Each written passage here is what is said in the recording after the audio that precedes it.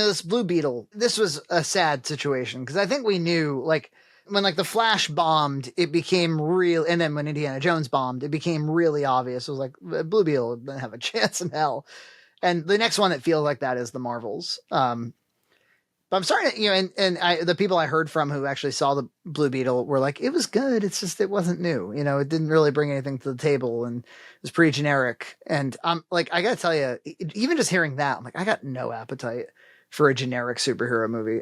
So I'm not going to the theaters for sure. And that then made me realize, like, so it's probably more like there's no urgency to see the movie. And like urgency is the very thing that makes you go to a movie theater, right? You don't like passively go to a movie theater. You actually have to put on clothes. And I mean, you might passively go to a movie theater if like you were already at the mall, but since nobody's already at the mall, but whereas like just compare it for a moment to, I don't know, the first Guardians of the Galaxy movie or something, where you're just like, yeah, I have like some urgency to go see that. That looks like it's something new. And Infinity War. So it's definitely, people talk about superhero fatigue.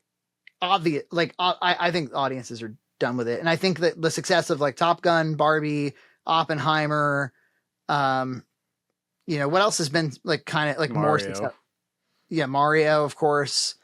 It just kind of shows you that, and then you compare it, like, when you look at the Nielsen ratings on TV and you realize that a lot of these like top IP properties aren't beating out original series on Netflix. It definitely feels like this whole, like the IP will be the star. And of course, Blue Beetle didn't have any significant IP to begin with. Yeah, maybe they could have made something happen if they had introduced him alongside Superman or something, if they shuttled him in. Because I bet if you asked a normie on the street, what is Blue Beetle, DC or Marvel, they wouldn't be able to tell you. They don't have a clue.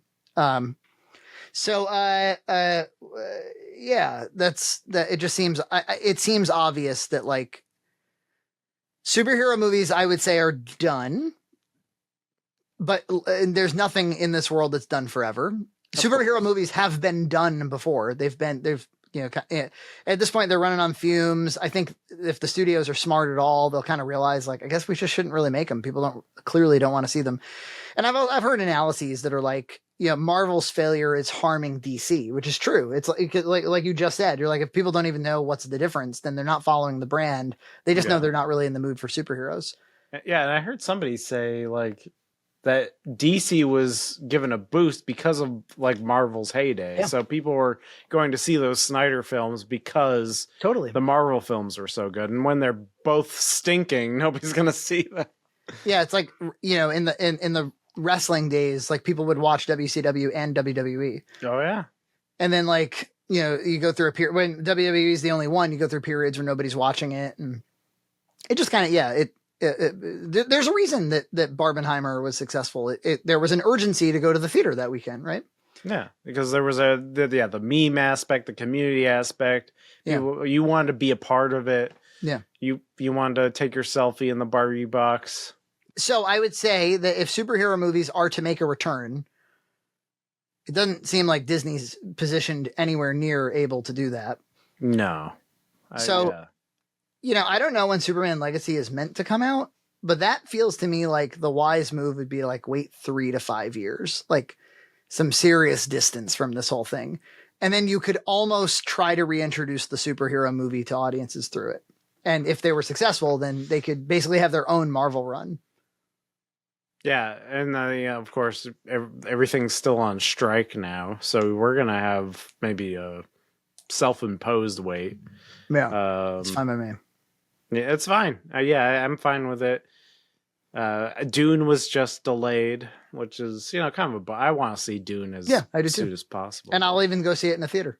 I will see that in the theater. I thought, because I was like on the end of COVID, basically, and they released it on Max day and day, which is kind of a shame, Right. I remember the guy, the dude was bummed about that. The director there. Yeah, and so... And it was fine because I got to see it on my iPad while I was washing dishes, but get real. Get real. Get real. Subscribe to Red Cow Entertainment on Patreon for full episodes episodes every other week.